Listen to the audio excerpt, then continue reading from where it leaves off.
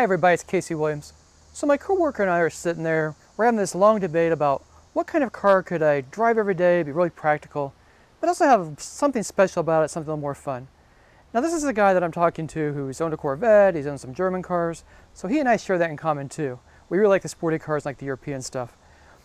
But I think of all these different vehicles, I think of Mazdas, I think Hondas, and then one comes to my mind. It's the vehicle we have this week. It's the 2022 Nissan Sentra SR. Let's go have a look at it. For what starts life as kind of a boring compact car, I think Nissan did a really nice job with the SR. I think it looks especially handsome with the metallic white paint and the black floating roof. I think it works really well together. So it has Nissan's V-Motion grille, got the black, really like this too. This has a radar unit behind the logo, so that's why it's kind of blacked out a little bit. Has adaptive cruise and forward collision alert with auto brake. LED headlamps, LED fog lamps down below. But I think the front looks kind of mean and menacing, looks really nice. Come around the side, black alloy wheels, 18-inch. And again, I really like this profile. I like the black roof. I like how it kind of floats. Looks good.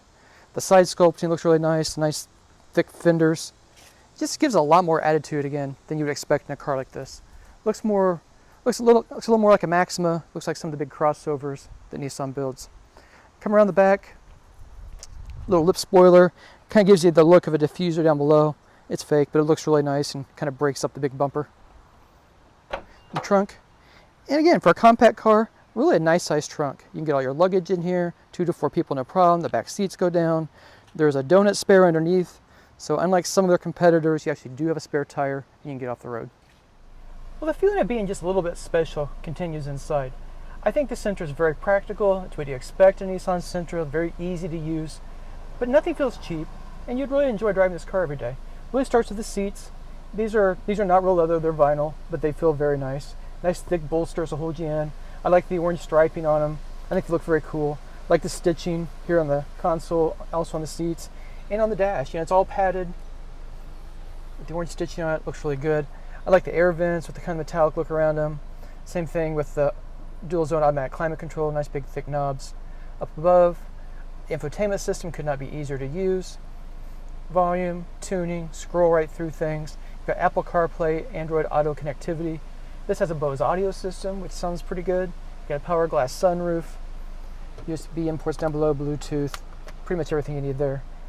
And there's some other things I really like. I like the nice big thick leather wrapped steering wheel with the stitching, easy to read gauges.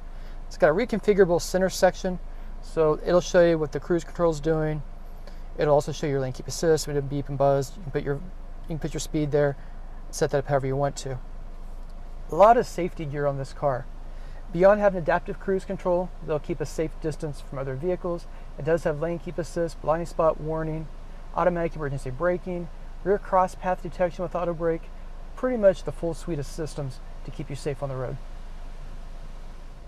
So my friend and I are having this conversation about what car would we buy. We said it had to be something practical, but it also has to be fun to drive. You'll be able to find that curvy 2-lane road on the weekend and enjoy this, or just flat out on the interstate enjoying it there as well. And this car really delivers that. It has a 4-wheel independent suspension system, quick ratio steering, it's tight, it's well made, it's very solid, it just goes over the bumps, boom, boom, boom, boom, boom, no problems. And I like that a lot. It also has a system that will do lane tracing, so if you go into a curve, it'll brake the wheels to kind of just rotate it just a little bit. It's almost kind of like torque vector in an all-wheel drive car, but it kind of uses the brakes to kind of just sharpen the performance of it. So it's a very nice car to drive, very fun car to drive, enjoyable to toss in a corner. It doesn't have the most power. It's a 2-liter 4-cylinder engine. It delivers 149 horsepower, 146 pound-feet of torque, and routes that to a continuously variable transmission. I don't normally love CVTs. They kind of rev like weed eaters, just sound kind of noisy, but Nissans are some of the best. Smooth, it gets power in the right rev range, and it helps fuel economy, which is rated 28 miles per gallon in the city, 37 on the highway.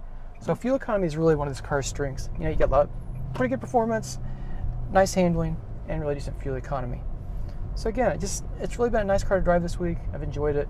And whether I'm getting through traffic, driving the interstate, or kind of putting it through the on-ramps, I've liked it a lot. I like the Sentra SR style. I like driving it. I like the fuel economy. But one of the best parts about it is going to be its price. So the Sentra starts just under $20,000. This one fully equipped, $27,615. And at that price, I think you get quite a bit of car for the money. Well, next week, I'll have another fun car. Till then, storm forward.